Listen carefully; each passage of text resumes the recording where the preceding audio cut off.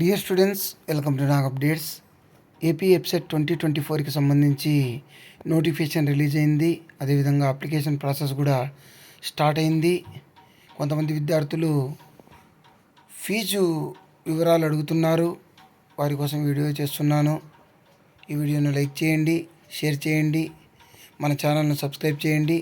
ఇక విషయానికి వస్తే మనకు ఇక్కడ ఇంజనీరింగ్ స్ట్రీమ్కి అయితే ఓసీకి 600 రూపాయలు, బీసీకి 550 రూపాయలు, ఎస్సీ ఎస్టీకి 500 రూపాయలుగా ఉంది ఫీజు.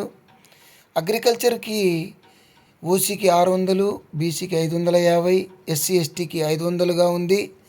అదేవిధంగా రెండు పరీక్షలు రాసే వాళ్లకు, బోత్ స్ట్రీమ్స్ రాసే వాళ్లకు ఓసీకి 1200 రూపాయలు, బీసీకి 1100 రూపాయలు, అదేవిధంగా ఎస్సీ ఎస్టీకి 1000 రూపాయలుగా ఉంది.